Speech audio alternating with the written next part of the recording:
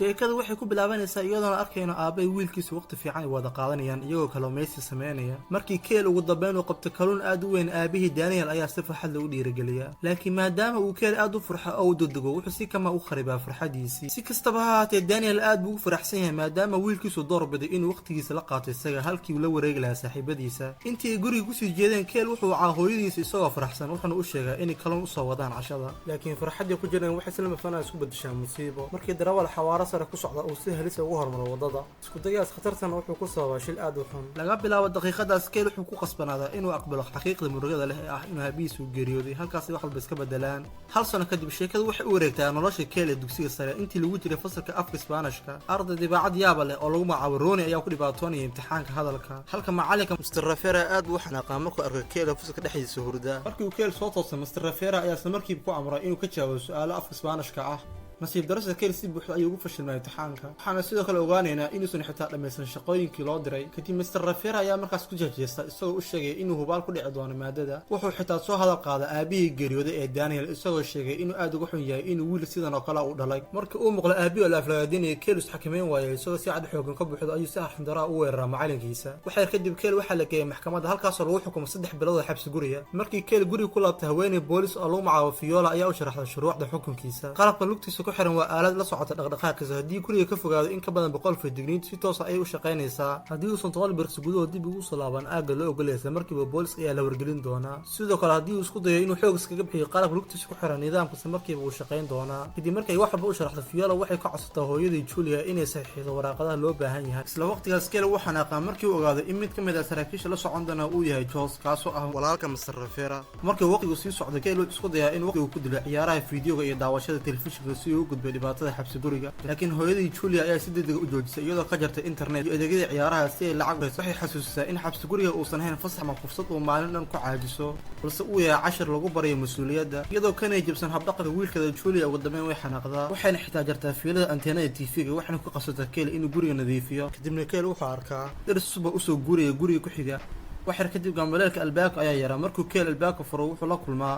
waxay ku jirto saxro ay dab la qabadsiiyay taasoo ahayd in carruurta xaafadda isagoo horeba uga caraysna xaaladiisa keel si buuxda ayuu xanaaqaa wuxuuna ereyada carruurtii isagoona damacsan inuu garaaco laakiin markuu bartamaha waddada gaaro wuxuu maqlaa qalabka digniinta oo bilaabay inuu shaqeeyo uu garo inuu birsi kooban keliya uu haysto keel wuxuu si xawli ugu soo orday dhanka gurigiisa wuxuuna si degdeg ugu soo laabta aagga loo ogol yahay hor intaanu nidaamku boolisku wargelin nasiib darrada dhibaatadu halkaas uma eg inkastoo lagu talagalay ku soo laabtay haddana sarkaal Jones ayaa yimaada si uu hubiyo waxa dhacay wuxuuna la dhaqmaa keel sidii dambiile khatar badan waxay kadib keel wuxuu si ula kaca mar kale u tijaabiyay xad loo ogol yahay taas oo in hooyadiisa adag ugu digo waxay u sheegtay haddii uu sii wada jabinta shuruucda dib loogu celin karo maxkamadda halkaasna uu ku muteysan karo ciqaab si daran isagoo aan doonayn inay taasi dhacdo keel wuxuu si xad loo cabiraa aagga loo ogol yahay calaamad dhiga hareeraha beerta guriga si uu ogaado meesha saxda ah ee uu gaari karo markii waqtigu sii socday keel si tartiib ah ayuu mar kale ugu farxaa noloshiisa daweyna waa gabadha quruxda badan ee deriska la ah wuxuu bilaabaa in waqti badan ku bixiyo daawashada deriska soo adeegsanaya doobiraha wuxuuna noloshiisa maalinlaha ka dhigay iyada maalmeer kadib saaxiibkiisa Rooney ayaa soo booqda wuxuuna keel si degdeg ah qolkiisa sare si uu soo deriskiisa cusub intii ku jiray xabsi guriga wuxuu si qorsaday wali socday dhammaan dadka xaafadda soo qoray dhaqdhaqaaqyadooda iyo jadwalkooda maalinlaha isagoo adeegsanaya doobiraha qofku xiisaha badan oo daawanaya waa gabadha quruxda badan ee deriska la ah gaar ahaan markay dabaasha gasho habeen kasta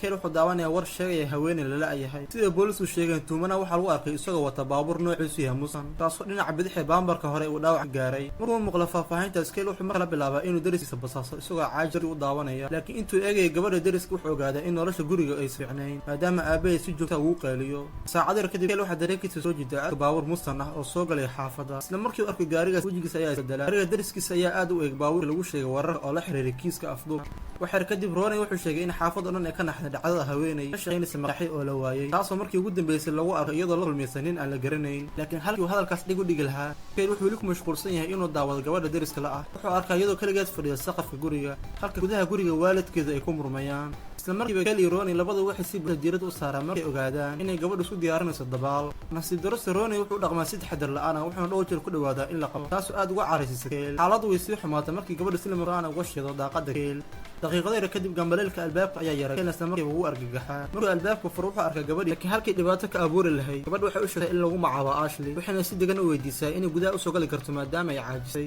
markii gudaha soo gashay waxay markiiba aragtay doobiraha waxayna noqotay mid aad xiisaynaysa laakiin Ronnie ayaa u sharxay in Dobber ay u adeegsanayaan inay ku saabsan deriskooda sababta waxay u sheegayeen inuu yahay qof maskaxaan halis oo lug leh dambiyada laga sheegay wararka. Keel ayaa hadalka sii raaciyay isagoo tilmaamaya in gaariga Mustang ee deriskooda uu si sax ah u eegayo baabuurka lagu sheegay wararka. Hase yeeshee markii Ashley iyaduna ay eegto waxay ogaataa in baabuur uusan hadda lahayn bambarkii dhaawacnaa. taas waxay jahwareer gelisay Keel balse wuxuu markaas rabtaa in dhaawac laga yaabo in la soo hagaajiyay. halkay ka baqayeen Ashley waxay si dhab ah u xiisaysay baaritaankooda waxayna go'aansatay in iyaduna ay ku biirto. muddo gudaheed saddexdooduba waxay bilaabaan diyaarinta qalab ay ku fuliyaan hawlgalkooda basaasida. habeenkaas waxay si dhow loo socdaan dhaqdhaqaaqa deriskooda laakiin arrimuhu way isbedelaan markuu ninka guriga ku soo laabtay isagoo wata baabuur sports oo jaalo ah isla markaana wata haweeney macad. iyagoo u maleynaya in wax aad ay dhici doonaan waxay sii wadaan daawashadooda. xiisadii ayaa arkay isku shisharay markii ninku mindi oo si tartiib ugu dhaqaaqo haweeneydii. saddexda dhallinyaradana waxay rumaystaan inay markhaati ka noqonayaan dilka laakiin ugu dambeyn waxay ogaadeen in waxay arkaysa mid dhaqankiisa galmo ee loocan ee uusan ahayn dil.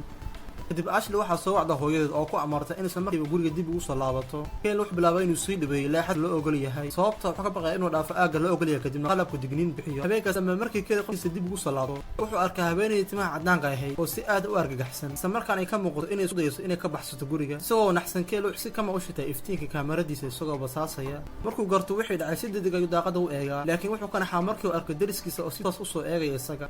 isagoo weli naxsan Keel isla markiiba wuxuu wacay saaxiibkiisa Ronnie wuxuuna u sheegayaa wax kasta uu arkay. waxyar kadib wuu wareeray markuu arko haweeneydii oo si caadi ah uga baxaysa guriga iyadoon wax dhibaato ah gaarin. taasi waxay Keel gelisaa shaki weyn. wuxuu isweydiinaya in deris ogaaday in qofku daawanayay sidaas daraaddeedna uu sii daayay haweeneyda.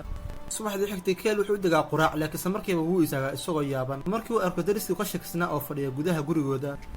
hooyadii Julia ayaa u sheegtay in ninkan magaciisu yahay Tanner una ka caawiyay inay taayir ka bajar uga bedelo dukaanka Walmart maalinkaas iyadoo uga mahadcelinaysa caawimaadaas ay ku casuuntay gurigeeda. markuu hadalkaas maqlo Keel aad u walwalaa wuxuuna si degdeg ugu noqday qolkiisa isagoo isweydiinaya inuu isaga si lukaxa u sameeyay falkan si uu soo dhawaado. waxyar kadib Ashley ayaa timaaday Keel isla markiiba wuxuu sheegay in Tanner uu gurigooda uu joogay. wuxuu wadigaa Keel inuu taxadiro sababtoo ah waxa hadda suurtagal ah in Tanner uu bartilmaameedsanayo hooyadiisa iyagoo ka baqaya inay dhacdo wax aad u xun. Keel iyo Ashley waxay go'aansadaan inay si qoto dheer u sii wadaan baaritaankooda laakiin ka hor intaysan sii wada baaritaankooda Ashley waxay u sheegtay inay caawa leedahay xaflad sidaas daraaddeedna ay u baahan tahay waqti isku diyaariso. fiidkii Keel wuxuu ku xiran yahay gurigiisa isagoo meel fog ka daawanaya xafladda laakiin niyadiisu si degdeg ayay isku bedeshaa markii uu arko wiil kale oo kusoo dhawaanaya Ashley. maseer darteed wuu xanaaqaa wuxuuna saqafka guriga dul saaraa codbaahiye weyn isagoo si lukaxa u shidaya muusig aad u cod dheer si uu xafladda u khalkhaliyo. falkaas ayaa si aad uga cariisay Ashley waxayna si toos ugu soo baxdaa qolka Keel waxayna gacanta ku dhigtaa qalabkii Walkman iyadoo ugu hanjabaysay inay jabin doonto haddii uusan joojin dhibaatada uu wado. waxyar ka hor intaysan burburin Keel wuxuu go'aansaday inuu runta u sheego. wuxuu qirtaa inuu isu adkaysan karin inuu arko Ashley oo wiil kale la joogtaa sababtoo tan iyo geerida aabihii iyada ayaa noqotay qofka keliya ee noloshiisa dib ugu soo celiyay farxadda. markii Ashley maqasho hadalkaas dareenkeeda ayaa gebi ahaanba isbedelaa. muddo yar kadibna way isku soo dhawaadaan laakiin iyadoo labadooda ku mashquulsan yihiin dareenkooda wax aad u argax badan ayaa ka dhacaya guriga deriska. si lama filaan ah dhiig ayaa ka soo muuqda daaqada guriga Tanner. muraayadaha wax lagu fogeeyo ku eegaan waxay argagax ku arkaan Tanner oo jiiday wax og meed qof oo lagu duubay bac weyn oo dhiig leh. maalintii xigtay Keel iyo Ronnie waxay iska kaashadaan sidii u lahaayeen nambarka furaha ee garaashka Tanner. dhanka kale Ashley waxaa loo xilsaaraa inay Tanner ku mashquulso Walmartka oo ay hubiso inuusan si lama filaan ah guriga dib ugu soo laaban. intii Ronnie si qarsoodi ugu dhawaanayeen guriga Tanner Ashley si lama filaan ah u soo wacda. waxay u sheegtay inay Tanner ka lumay oo aysan garanayn hadda meesha uu aaday. argagax ayaa isla markiiba qabsaday Keel wuxuuna Ronnie ku amraa inuu degdego ka hor intuusan Tanner dib u soo laaban. waxyar kadib xaaladdu waxay noqotay mid aad uga sii daran markii Tanner si lama filaan ah ula kulmay Ashley wuxuuna si khasab u galay gaarigeeda wuxuuna ka dalbaday teleefankeeda. isla daqiiqadaas Ashley waxay garatay xaqiiqo cabsi leh. Tanner wuxuu horey u ogaa inay isaga basaasayaan si adag ugu digaa in saaxiibadeeda u sheegto inay degdeg u joojiyaan baaritaanka haddii kale dhammaantood ay ka shalayn doonaan. hanjabaadaas waxay Ashley gelisay cabsi aad u weyn waxayna cadeynaysaa in Tanner uu aad uga khatar badan yahay sidii markii hore ay muleynayeen. kadib kulankii cabsida lahaa Keel iyo Ashley waxay go'aansadeen inay ugu dambeyn la xiriiraan booliska maadaama Keel si buuxda u rumaysan yahay in Tanner gurigiisa ku qaranayo sir aad u xun. Ashley weli ka argagaxsan wixii dhacay waxay ka baryaysaa Keel iyo Ronnie inay joojiyaan basaasida Tanner ka hor intaysan wax xun dhicin laakiin Keel ma quuso isagoo go'aansaday inuu runta soo bandhigo. wuxuu bilaabaa sameynta qalab uu ku basaaso gudaha guriga Tanner oo ay ku jirto kaamarad yar oo si toos ah ugu xiran kombiyuutarkiisa. isla markii uu dhameeyay diyaarinta qalabka wuxuu maqlaa qof banaanka yimid. markuu eegana wuxuu arkaa Ronnie oo argagaxsan. Ronnie wuxuu sheegay intii lagu jiray howlgalkii hore in kama teleefankiisa ugu dhaxayloobay gaariga Tanner. Keelna wuxuu isku dayay inuu dejiyo isagoo u sheegay in hadda ay suurtagal tahay in teleefanka dib loo soo celiyo maadaama ku guuleystay inuu sameeyo qalab meel fog laga maamulo oo furi kara albaabka garaashka Tanner. sidaas daraaddeed habeenkii saqda dhexe Ronnie wuxuu si qarsoodi u galaa garaashka isagoo sida kaamarada yareed. markii uu gudaha galo wuxuu isla markiiba dareema ur aad u falxun. muddo gaari ka dhex raadinay ugu dambeyn uu helaa teleefankiisa wuuna farxaa laakiin wax yar ka hor intuu soo bixin wuxuu isla lama filaan u arkaa baakad dhiig leh oo meel lagu qariyey. isla waqtigaas Kale wuu argagaxaa markii uu arko albaabka garaashka oo si iskiisa isku xiraya. taas waxay ka dhigan tahay in Tanner hadda uu ogyahay in qof uu ku jiro gurigiisa. markuu garto in Ronnie khatar ku jiro, Kale wuxuu iska indhatiraa qalabka digniinta ee lugta kaga xiran, wuxuuna ka baxaa xadka loo ogol yahay isagoo sita ul basketball ah. wuxuuna si toos ugu ardaa guriga Tanner si uu soo badbaadiyo saaxiibkiisa. laakiin markuu albaabka hore gaaro, digniinta qalabka lugta ayaa shaqaysa, waxayna si toos u wargelisaa booliska. Kale wuxuu fursadaas uga faa'iidaystaa in saraakiisha u sheego in Tanner uu yahay dilaa halis ah, isla markaana uu meed ku qarinayo garaashka. boolisku waxay isla markiiba baaraan garaashka, laakiin wixii heleen waxay noqdeen wax ka duwan wixii Kale uu filayay. urtii xumeed iyo dhiiggii halkaas yaallay waxay ka yimaadeen deero dhimatay oo Tanner baabuur ku jiiray balse uusan weli aasin. kadib markay maqleen sharaxaadda Tanner, boolisku waxay go'aansadaan inaysan jirin wax caddayn ah oo muujinaya dembi. kadibna waxay bilaabaan ciqaabada Kale oo jebiyey shuruudihii xabsi guriga. waxyar kadib hooyadii Julia mar kale aad uga niyadjabtaa wiilkeeda. waxay rumaysan waday in Tanner ku eedeeyey dilaa iyadoo aanay jirin wax caddayn ah. waxay xitaa ka lulashaa in qoyska dacwad lagu soo oogi karo. sidaas daraaddeed Julia waxay u sheegtay Kale inuu joojiyo sheekooyinka uu iska sameynayo, waxayna go'aansataa inay iyadoo shakhsi ahaan u raaligeliso Tanner. Kale wuxuu si cabsi ku daawanaya hooyadiisa oo kaligeed u socota guriga Tanner. intii uu ka walwalsanaa hooyadiisa, Kale wuxuu si fiican uga argagaxaa markuu shaashada kaamarada ka arko Ronnie u muuqday mid gebi ahaanba aan dhaqaaqayn, wuxuuna u malayaa in saaxiibkiisa la dilay. markii uu furo armaajada qolka jiifkiisa, wuxuu si weyn ula yaabaa inuu Ronnie ka dhex helo isagoo nool oo halkaas ku dhuumanaya. inkastoo Kale uu ka xanaaqo nacasnimada Ronnie, haddana walwalkiisa ugu weyn waa hooyadiisa oo weli ku jirta guriga Tanner. Kale wuxuu bilaabaa inuu dib u daawado muuqaaladii ay kaamaradu duubtay intii lagu jiray howlgalkii garaashka. markii Kale uu si taxadar leh u eegay muuqaalka la duubay, wuxuu si lama filaan ah u arkay wax argagax leh. kaamaradu waxay si kama u duubtay meed haweenaya oo meesha yaal. isla daqiiqadaas Tanner wuxuu weeraray Julia isagoo miyir beeliyey. ka hor intuusan Kale wax falcelin samayn, Tanner ayaa si degdeg u soo galay guriga, wuxuuna si xooggan u garaacay Ronnie ilaa uu miyir beeliyey. kadibna wuxuu si toos u soo jeestay Kale isagoo weeraray. nasiib wanaagsan Kale uu ka leexday weerarka, waxaana guriga gudaheeda ka dhex bilowday dagaal aad u adag oo u dhexeeya labadooda. isagoo si quus ah u doonaya gargaar, Kale wuxuu go'aansadaa inuu mar kale ka gudbo xadka loo ogol yahay si qalabka ku xiran lugtiisa u shaqeeyo oo uu digniin ugu diro booliska ayna u yimaadaan. laakiin ka hor intuusan bixin, Tanner wuxuu ku dhuftay feer xooggan oo hakiyey isku daygiisii. kadib Tanner wuxuu ku noqday qolka Kale, halkaasoo ka qaatay cadaymihii muuqaalka ha ee dembiyadiisa. markaas ayuu ugu dambeyn runta shaaca ka qaaday. wuxuu sheegay inuusan hadda wax dana ka lahayn in la qabto, ujeedadiisa ugu weyn waa hal shay oo keliya, oo inuu dilo qof kasta oo og sirtiisa ka hor intuusan meesha ka baxsan. kadib Kale ayaa si lama filaan ah dib ula dagaalama. nasiib wanaagsan Ashley ayaa timid waqti saxda ah si ay u caawiso. labadoodu waxay si degdeg iskugu soo xireen qolka jiifka, iyagoo isku dayay inay boolis wacaan, laakiin taleefanku ma shaqayn. wuxuu go'aansaday inuu si ula kaca marka laga gudbo xadka loo ogol yahay si digniinta qalabka toos ugu yeerto booliska. kadib Kale iyo Ashley waxay ka boodaan daaqada qolka jiifka iyagoo ku dhacaya barkada baasha. isla markiiba qalabka digniinta ayaa shaqaysay. Kale wuxuu Ashley ku amray inay caawimaad soo raadiso, halka isagana uu u baxayo inuu hooyadiisa soo badbaadiyo.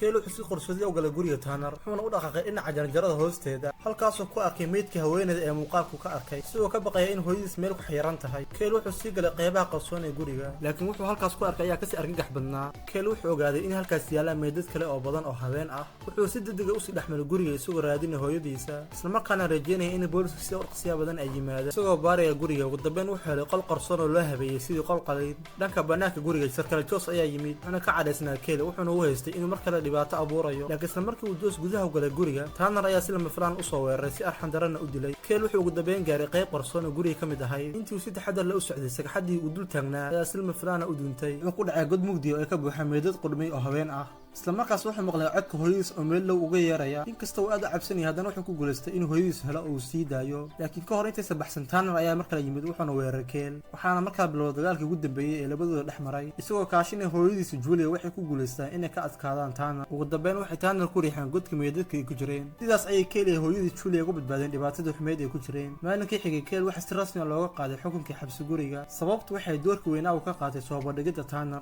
oo ahaa dilaagii taxnaha ay muddada dheer argagaxa ku hayay xaafadda. waxay kadib Kale wuxuu go'aansaday inuu ka argoosto carruurtii xaafadda ee mar walba ku sameyn jiray kaftanka. markii uu maraayadaha wax lagu fogeeyey ku daawaday, wuxuu ogaaday inay si qarsoodi u daawanayeen muuqaalada dadka waaweyn loogu talagalay. markaas ayuu wacay hooyadooda, wuxuuna u sheegay waxay wiilasheeda sameynayaan. natiijadu waxay noqotay in carruurtii si adag loo canaanto. ugu dambeyn filmka wuxuu ku soo dhammaanayaa Ronnie oo si farxad leh u doobiyay Kale iyo Ashley oo ugu dambeyn is dhunkanaya.